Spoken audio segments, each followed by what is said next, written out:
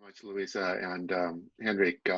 It's good to see you again as well. It's been a year and a half for Henrik, and it's been about a year for Louisa. So I'm going to start with what is a. Going to share my screen here with what is um, perhaps a understandably global and broad presentation based on someone who was a practicing lawyer in Seattle, who traveled a lot, as Louisa said, and then is on his way to being something else, and I'm not quite sure what that is yet. But um, the kind invitation caught me at a time where we're about to have a third book out based on work that I have been doing in Stockholm, as well as an article I have in preparation about something that I think speaks to the topic today, which I call place healing. And I'm going to use both my prior work and this place healing idea as a shell, if you will, for where we are today. And there we go. So as you all know, we're all living this adventure at different speeds, at different degrees of government diligence and perhaps failures. If you'd talked to me a year ago, Greg will appreciate this. You'll hear all about Seattle from him. But a year ago, I wrote an article for one of the Seattle publications, Crosscut, about congestion pricing and what that might mean for Seattle, because some of my former colleagues there were kind enough to say, well, checks in London and Stockholm maybe can help us out. So this was maybe one aspect of the safe city that people were talking about a year ago.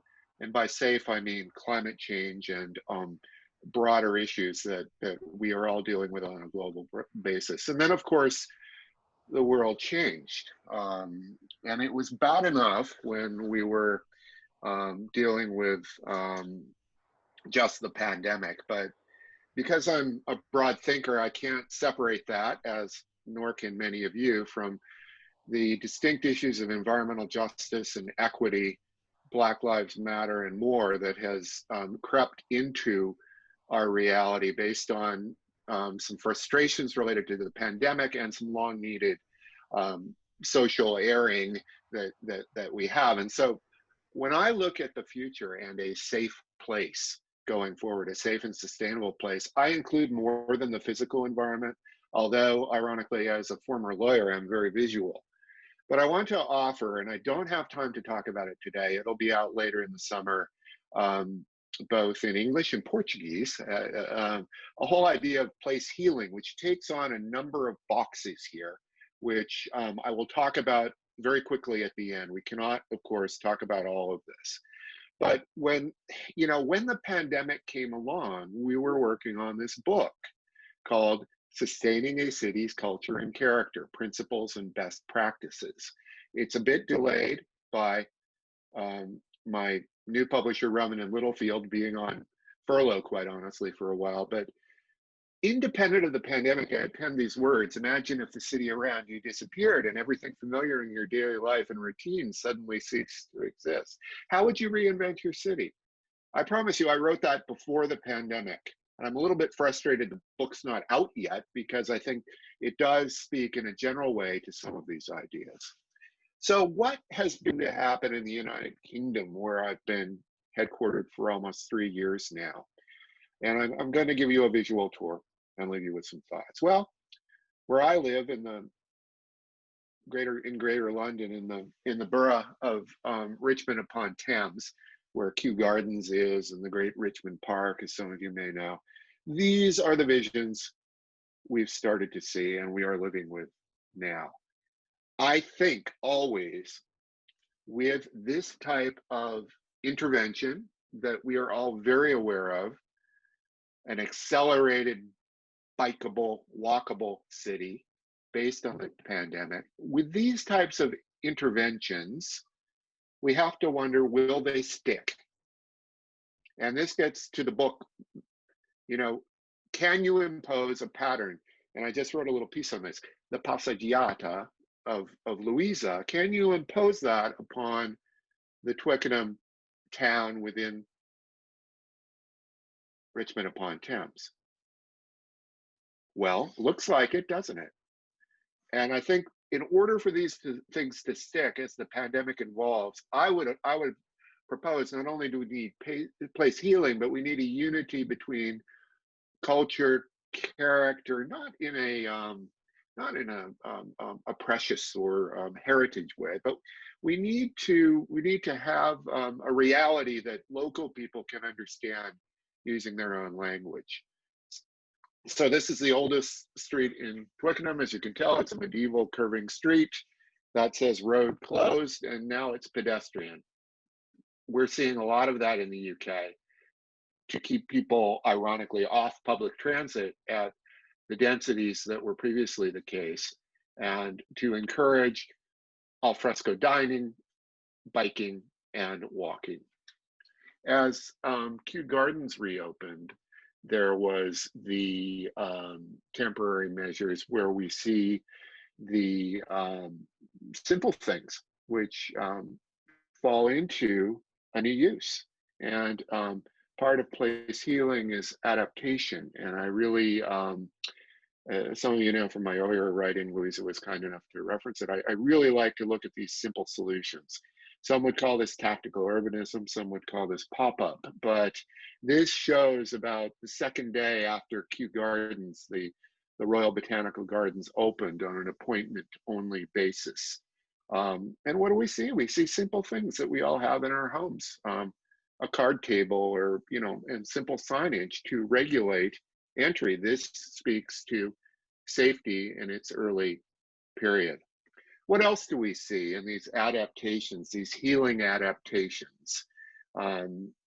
We see an old icon, and are these, the phone booths aren't used anymore really in their classic form, but they are there for the tourists, and they are there as some sort of historic continuity perhaps, but we see it right next to a COVID-19 advisory one-way pedestrian system across the Richmond Bridge.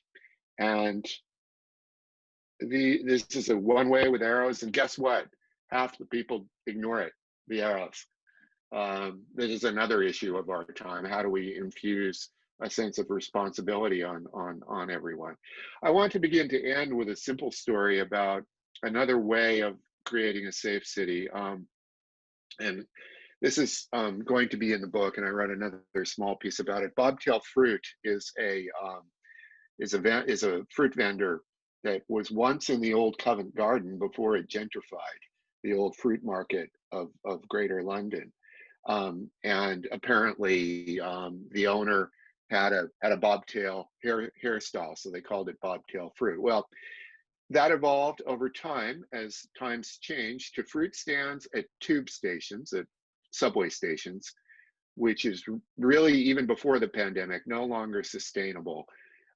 Take a look at this photo, which is obviously a delivery. They're headquartered in a rail arch now, and they deal with a warehouse. And the point is that they have survived the pandemic and furthered their business by becoming a delivery service, their own little Amazon.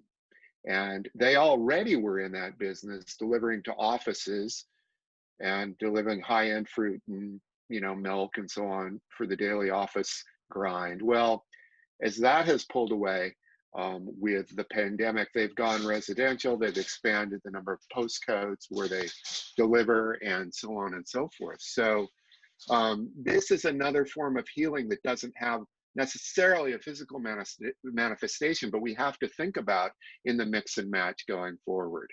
So finally, from history, we see another, argue this is place healing over time. This is in the borough of Hounslow next door in the old village of Isleworth. And it shows the different eras evolving. And again, I want to stress, because some people think, old white guy here, I'm presenting this from a precious heritage perspective, but I'm not. I'm, trying to show how things evolve with human beings. Here we have, as you can see, a range of development, but the core village and even the old church from the 12th century with a somewhat ungodly new, improvement, but and all the cars and so on and so forth. But guess what? There is a plague pit in the back of the church in the cemetery.